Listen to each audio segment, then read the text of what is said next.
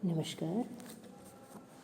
लागत लेखांकन के अंतर्गत सामग्री नियंत्रण चैप्टर में आज का हमारा टॉपिक रहेगा वेटेड एवरेज मेथड, यानी जो सामग्री निर्गमन की जो विधियां हैं उन विधियों में भारित औसत विधि के द्वारा हम किस तरह सामग्री का निर्गमन करते हैं उसके बारे में अध्ययन करेंगे। तो इसको हम एक उदाहरण की सहायता से हल करते हैं। उदाहरण हमारे पास प्रस्तुत है। अगस्त 2013 माह के लिए सामग्री की किसी मद की प्राप्ति और निर्गमन के विवरण निम्नांकित है। अगस्त 2013 ओपनिंग बैलेंस दे रखा है 500 ton at the rate of ₹10 per ton. Issue दे रखा है हमारा 300 टन। फिर रिसिप्ट है 9 अगस्त को 600 ton at the rate of 11 per ton. फिर 14 अगस्त को इशू है 250 टन। उसके बाद है 20 अगस्त को रिसिप्ट आया फिर हमारा 100 ton at the rate of ₹12 per ton. उसके बाद 27 को फिर इशू है 400 टन। ब्रैकेट में जो दे रखा है वो रिक्विजिशन नंबर और गुड्स रिटर्न नंबर दे रखे हैं। अब इसको हम स्टोर्स लेजर तैयार करते हैं। तो stores ledger weighted average method से तैयार करते हैं, इसलिए ऊपर लिख देंगे वेटेड एवरेज मेथड और ऊपर हम इधर लिख देंगे डिस्क्रिप्शन है मटेरियल का कौन सा किस्म वगैरह डिस्क्रिप्शन उसके बारे में, उसका कोड क्या है, यूनिट क्या है हमारी टन में है, और इसका maximum stock level, minimum stock level और रीऑर्डर लेवल लिखा जाता है। अब इसके परफॉर्म में हम देखते हैं। एक डेट का कॉलम होता है, फिर हम इसको 3 भागों में बांट देते हैं। रिसिप्ट, इशू एंड बैलेंस हो गया। रिसिप्ट के कॉलम को हम 4 भागों में बांटेंगे। जीआर और MR note number, quantity tons में, रेट और अमाउंट। इसी तरह इशू वाले कॉलम को भी 4 भागों में बांट देंगे। रिक्विजिशन नंबर और क्वांटिटी, रेट एंड अमाउंट। उसके पश्चात बैलेंस रहेगा। बैलेंस को हम 2 भागों में बांटेंगे, क्वांटिटी और अमाउंट। लास्ट का कॉलम बनेगा हमारा रेट फॉर फर्दर इशू। इस तरह से हम इसको परफॉर्मा बनाते हैं। तो सबसे पहले हम लेते हैं हमारा ओपनिंग बैलेंस है 1 अगस्त को। हमारा ओपनिंग बैलेंस है कितना है 500 यूनिट है, 500 टन है। तो रिसिप्ट में आ जाएगा 500 टन, रेट होगी 10 और अमाउंट हो गया 5000। इशू में डैश आ जाएगा और बैलेंस होगा हमारा वही 500 क्वांटिटी, अमाउंट 5000 और रेट हो गई फर्दर इशू 10, सेम ही रहेगा। उसके बाद आ रहा है हमारे 5 तारीख को, 5 अगस्त को हमारे पास हमने इशू किया है। कितना किया है 300 टन इशू किया है। तो इसका रिक्विजिशन नंबर है हमारा 323। इशू किया है हमने 300 टन। हमारे पास चूँकि एक ही प्रकार की सामग्री है इसलिए रेट वही रहेगी 10 रुपये के रेट से। अमाउंट हो जाएगा 3000। अब बैलेंस हमारे पास रहेगा 200 यूनिट रहेगी, अमाउंट रह गया 2000 और रेट ऑफ फर्दर इशू 10 ही रहेगी। रेट ऑफ फर्दर इशू तभी निकाली जाती है जब नई सामग्री भंडार में आ जाती है। उसके पश्चात हमारा 9 अगस्त को हमने सामग्री प्राप्त की है। कितनी प्राप्त की है 600 टन की है। इसका हमारा गुड्स रिसीव्ड नंबर है 215। 600 यूनिट प्राप्त की है और रेट किस रेट से 11 रुपये पर यूनिट के हिसाब से। तो टोटल अमाउंट हमारा बन रहा है 6600। तो अब बैलेंस में हमारे पास कितनी टोटल सामग्री हो गई 200 पहले की और 600 अभी, टोटल हो गई 800 क्वांटिटी में हो गया और अमाउंट हो गया 2000 वो और 6600 ये अभी का, तो टोटल हो गया 8800। तो ये हो गया। अब रेट ऑफ फर्दर इशू है, चूँकि ये हमारी वेटेड एवरेज मेथड है जिसमें रेट और क्वांटिटी दोनों का ध्यान रखा जाता है। तो सीधा ही हम देखेंगे हमारे पास टोटल अमाउंट कितना बचा है बैलेंस में 8600। तो 8600 में हमारे पास क्वांटिटी कितनी है बैलेंस में 800 है। तो 8600 में 800 का भाग दे देंगे तो हमारा रेट ऑफ फर्दर इश्यू आएगी 10.75। नेक्स्ट चल रहे हैं 14 तारीख को हमारा फिर इशू है। तो इसका रिक्विजिशन नंबर है हमारा 423। कितनी हम मटेरियल इशू कर रहे हैं 250 यूनिट कर रहे हैं। तो 250 यूनिट कर रहे हैं तो रेट ऑफ फर्दर इशू हमारे कौन सी आ रखी है 10.75, तो उसी 10.75 से ही हम इशू करेंगे। तो अमाउंट आ जाएगा हमारा 2687.50, ये हो गया। अब हमारे पास बैलेंस कितना बचेगा, टोटल यूनिट थी हमारे पास 800 में से 250 यूनिट हमने इशू कर दी, तो फिर बैलेंस बचेगी हमारे पास में 550 यूनिट बचा। और अमाउंट कितना बचेगा, 8600 में से 2687.50 लेस कर देंगे, तो अमाउंट बचेगा 5912.50, ये हो गया। और रेट ऑफ फर्दर इशू हमारी वही 10.75 ही आएगा।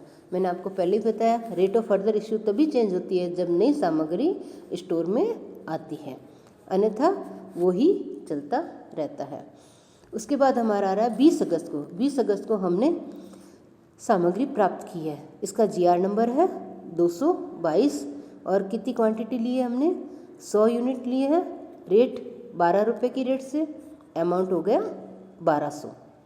अब हमारे पास बैलेंस में कितना रहेगा, पहले थी 550 यूनिट थी, 100 यूनिट और ख़रीद ली तो टोटल हो गया हमारे 650 यूनिट, और अमाउंट कितना हुआ 5912.50 प्लस 1200 यानी 7112.50 रुपये टोटल, ये हमारा अमाउंट हो गया। तो अब रेट ऑफ फर्दर इशू निकालेंगे, वो होगी हमारी 7112.50 में जो हमारे पास बैलेंस में क्वांटिटी है 650 यूनिट, इसका भाग देंगे। इसका भाग देने से अमाउंट रेट आएगी हमारी 10.94 यानी 10.94, ये हमारी रेट ऑफ फर्दर इशू होगी। लास्ट में 27 अगस्त को हम इशू कर रहे हैं, कितनी यूनिट कर रहे हैं, 400 यूनिट कर रहे हैं, जिसका हमारा रिक्विजिशन नंबर है हमारा ये 524। तो 400 यूनिट कर रहे हैं तो किस रेट से की जाएगी, 10.94 के रेट से की जाएगी इशू। तो अमाउंट कितना हो जाएगा 4376 रुपये, ये हो गया। अब हमारे पास बैलेंस कितना बचा, 650 यूनिट में से 400 हमने इशू कर दी, तो रहा 250 यूनिट्स रही, और अमाउंट रहेगा 7112.50 में से 4376 लेस कर देंगे, तो अमाउंट रहेगा 2736.50, ये अमाउंट रहेगा। और रेट ऑफ फर्दर इशू हमारी वही 10.94 ही रहेगी। इस तरह से हम वेटेड एवरेज से हम सामग्री निर्गमन की लागत ज्ञात करते हैं। नेक्स्ट हमारा इसमें एक विधि और हम लेते हैं आज, स्टैंडर्ड प्राइस मेथड या प्रमाप मूल्य विधि। इसमें मैंने आपको बताया था कि इस विधि के अंतर्गत जब भी सामग्री इश्यू की जाती है तो एक पहले से ही एक प्रमाप मूल्य निर्धारित कर दिया जाता है, और उस प्रमाप मूल्य के आधार पर ही हम सामग्री का निर्गमन करता है, और ये प्रमाप मूल्य सभी घटकों को ध्यान में रखकर निर्धारित किया जाता है। तो इसको भी हम एक उदाहरण की सहायता से हल करते हैं। तो हमारे पास उदाहरण है, माह जनवरी 2012 के लिए सामग्री X की क्रय एवं निर्गमन के विवरण निम्न प्रकार है। 2012 का है, जनवरी 3 को purchase 800 unit eight the rate of ₹20 per unit, January 8 purchase 700 unit eight the rate of 18 per unit, January 9 issue 600 unit, January 11 issue 800 units, January 17 purchase 800 units at the rate of ₹20 per unit, January 25 purchase 500 units at the rate of 25 per unit, जनवरी 31 में issue 1000 units आ गया। The standard price per unit of material is ₹20 fixed for the year 2012। ठीक है, यानी 2012 के लिए जो प्रमाप मूल्य है वो फिक्स कर दिया गया है, वो क्या है, 20 रुपये पर यूनिट है।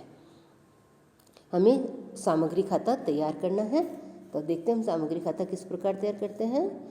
तो स्टोर लेजर्स हो गया हमारा, स्टैंडर्ड प्राइस मेथड के है, ऊपर हम वही डिटेल्स लिख देंगे, डिस्क्रिप्शन है, कोड नंबर है, यूनिट है जो टन में है, और इधर हमारा minimum stock level, maximum stock level और रीऑर्डर लेवल हो गया।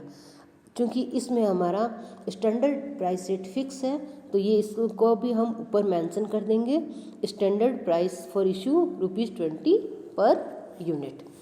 अब हम इसमें हम बनाते हैं चूँकि अब इसमें हमारा स्टैंडर्ड प्राइस ये मेथड है और इसमें फर्दर इशू का स्टैंडर्ड प्राइस पूरे साल भर के लिए निश्चित कर रखा है, तो हमारा इसमें रेट फॉर जो कॉलम है रेट फॉर फर्दर इशू वाला उसको बनाने की आवश्यकता नहीं है।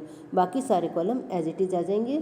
डेट का आ जाएगा, रिसिप्ट वाले कॉलम को वही 4 भागों में बांट देंगे, जीआर और एमआर नंबर होगा क्वांटिटी, रेट एंड अमाउंट में। इसी तरह इश्यू में भी को भी हम 4 भागों में बांट देंगे। रिक्विजिशन नंबर है, क्वांटिटी है, रेट और अमाउंट हो गया, और बैलेंस में भी हो गया क्वांटिटी और अमाउंट हो गया। अब हम देखते हैं सबसे पहले जनवरी 3 को। जनवरी 3 को हमने रिसिप्ट की है कितनी, 800 unit eight the rate of ₹20, तो ये हो गया हमारा 16,000। तो इस तरह इशू में डैश हो जाएगा और बैलेंस में होगा 800, क्वांटिटी में हो जाएगा 800 और अमाउंट हो जाएगा 16,000। उसके बाद में जनवरी 8 को फिर हमने परचेज किया है कितना, 700 यूनिट 18 रुपये की रेट से। अमाउंट हो गया हमारा 700 इंटू 18 12,600। अब हमारे पास बैलेंस में रहेगा 800 प्लस 700 1500 यूनिट और अमाउंट कितना हो जाएगा 28,600। नेक्स्ट हम जनवरी 9 को इशू कर रहे हैं कितनी, 600 यूनिट कर रहे हैं। तो ये हमारी प्रमाप मूल्य विधि है। इसमें हमारा जो निर्गमन मूल्य है वो फिक्स रहता है, वो है पूरे साल के लिए 20 रुपये पर यूनिट है। तो इसकी रेट हो जाएगी 20, तो अमाउंट हो गया हमारा 600 इंटू 20 यानी 12,000 हो गया। तो अब हमारे पास बैलेंस में कितना रहेगा, 1500 में से 600 यूनिट चली गई तो पीछे बची हमारी 900 यूनिट। 900 यूनिट बैलेंस रही और अमाउंट बचेगा हमारा 28,600 था, उसमें से 12,000 का इशू कर दिया तो बैलेंस रहा हमारा 16,600। नेक्स्ट हमारा आ रहा है फिर इशू। इसमें कितना आ रहा है, जनवरी 11 को 800 यूनिट इशू कर रहे हैं। किस रेट से, वही 20 रुपये की रेट से करनी पड़ेगी। अमाउंट हो जाएगा हमारा 16,000। अब हमारे पास बैलेंस कितना बचेगा, 900 यूनिट थी उसमें से 800 इशू कर दी तो बैलेंस बचा हमारा 100 यूनिट। 100 यूनिट बच गई। रेट कितनी बचेगी, पहले हमारे पास बैलेंस में थी 16,600 अमाउंट था, जिसमें से 16,000 का हमने इशू कर दिया तो शेष रहा हमारे पास 600 रुपये मूल्य का। उसके पश्चात हम 17 जनवरी को परचेज कर रहे हैं। किस रेट से, 800 यूनिट 20 रुपये की रेट से। तो 800 इंटू 20 16,000 हो गया और बैलेंस में हमारे पास अब कितनी हो जाएगी, 100 प्लस 800 बराबर 900 यूनिट और रेट हो जाएगी 600 प्लस 16,000 यानी 16,600। ये हो गया। उसके बाद जनवरी 25 को फिर हम 500 यूनिट परचेज कर रहे हैं। किस रेट से, 25 रुपये की रेट से। तो 500 इंटू 25 हो गया, ये हमारा 12,500। और अब हमारे पास बैलेंस रहेगा 900 यूनिट प्लस 500 यूनिट यानी 1,400 यूनिट। टोटल यूनिट हो जाएगी 1,400 और अमाउंट होगा हमारे पास 16,600 प्लस 12,500 यानी 29,100 अमाउंट है। लास्ट में 31 जनवरी को हम 1,000 यूनिट इशू कर रहे हैं। तो ये इशू में दिखा देंगे 1,000 यूनिट, रेट हो जाएगी 20, टोटल अमाउंट हो गया 20,000। तो अब हमारे पास बैलेंस कितना बचेगा, हमारे पास 1,400 यूनिट थी। इस 1,400 यूनिट में से 1,000 हम इशू कर चुके, तो शेष रहेगा हमारे पास में 400 यूनिट। तो 400 यूनिट बैलेंस में रहेगा और अमाउंट कितना बचेगा, हमारे पास बैलेंस में 29,100 अमाउंट था, जिसमें से 20,000 मूल्य का हमने निर्गमन कर दिया। तो शेष रहेगा हमारे पास 9,100 अमाउंट का।